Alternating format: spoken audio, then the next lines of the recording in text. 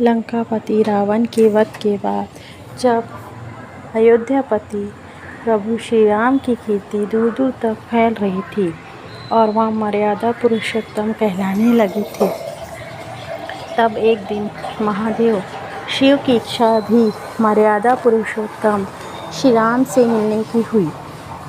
पार्वती जी को संग लेकर महादेव कैलाश पर्वत पर से उतरकर अयोध्या नगरी के रास्ते पर चल पड़े।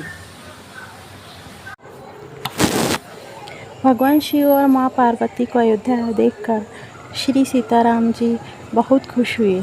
माता जानकी ने उनका उचित सत्तर सत्कार किया और स्वयं भोजन बनाने के लिए रसोई में चली गई। इस बीच भगवान शिव ने श्री राम जी से पूछा, आपके सेवक हनुमान जी दिखाई नहीं पड़ रहे हैं। श्री राम बोले, वे बगीचे में हैं। शिव जी ने श्री राम जी से बगीचे में जाने की अनुमति मांगी और पार्वती जी का हाथ थाम कर बगीचे में आ गए। बगीचे की खूबसूरती देखकर उनका मन मोहित हो गया। आम के एक घने वृक्ष के नीचे हनुमान जी दीन दुनिया से बेखबर गहरी नींद में सोए थे और एक लय में खर्राटों से राम नाम की ध्वनि उठ रही थी। चकित होकर शिव जी और माता पार्वती एक दूसरे की ओर देखने लगे। माता पार्वती मुस्कुरा उठी और वृक्ष की डालियों की ओर इशारा किया। राम नाम सुनकर पेड़ की डालियां भी झूमने लगी थी और इनके बीच से भी राम नाम उच्चारित हो रहा था। शिव जी इस राम नाम की धुन में मस्त मगन होकर खुद भी राम राम कहकर नाचने लगे। माता पार्वती ने भी अपने पति का अनुसरण किया और अपने कोमल पांव थिरकाने लगी। शिव जी और माता पार्वती जी के नृत्य से ऐसी झनकार उठी कि स्वर्गलोक के देवतागण भी आकर्षित होकर बगीचे में आ गए और राम नाम की धुन में सभी मस्त हो गए। माता जानकी भोजन तैयार करके प्रतीक्षारत थी, परंतु संध्या घिरने तक भी अतिथि नहीं पधारे। तब अपने देवर लक्ष्मण जी को बगीचे में भेजा। लक्ष्मण जी तो स्वयं को श्री राम का सेवक ही मानते थे, अतः बगीचे में आकर जब उन्होंने धरती पर स्वर्ग का नज़ारा देखा तो खुद भी राम नाम की धुन में झूम उठे। महल में माता जानकी परेशान हो रही थी कि अभी तक भोजन ग्रहण करने कोई भी क्यों नहीं आया। उन्होंने श्री राम जी से कहा, भोजन ठंडा हो रहा है, चलिए हम ही जाकर बगीचे में से सभी को ले आए। जब सीताराम जी बगीचे में गए तो वहाँ राम नाम की धूम मची हुई थी। हनुमान जी गहरी नींद में सोए हुए थे और उनके खर्राटों से अभी तक राम नाम निकल रहा था।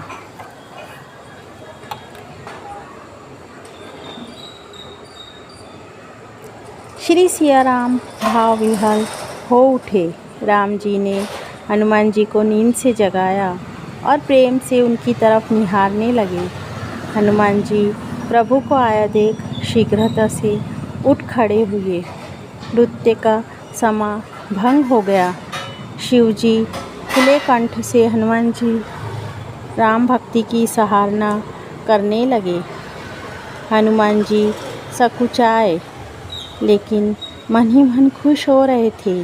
श्री सिया राम ने भोजन करने का आग्रह भगवान शिव जी से किया।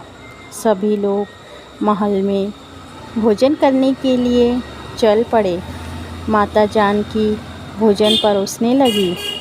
हनुमान जी को श्री राम जी ने पंक्ति में बैठने का आदेश दिया। हनुमान जी बैठ तो गए, परंतु आदत ऐसी थी कि राम जी के भोजन के उपरांत ही सभी लोग भोजन करते थे।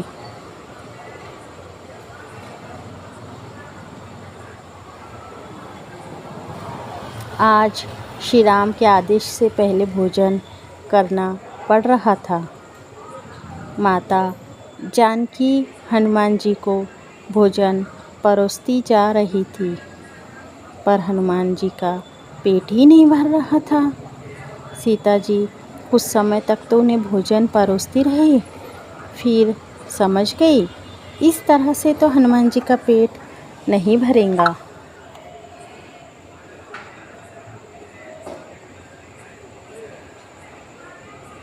उन्होंने तुलसी के एक पत्ते पर राम नाम लिखा और भोजन के साथ हनुमान जी को परोस दिया। तुलसी पत्र खाते ही हनुमान जी को संतुष्टि मिली और वहाँ भोजन खाकर उठ खड़े हुए। भगवान शिव ने प्रसन्न होकर हनुमान जी को आशीर्वाद दिया, आपकी राम भक्ति युगों युगों तक याद की जाएंगी और आप संकट मोचन कहलाएंगे। संकट हरे मिटे सब पीरा, जो सुमिरे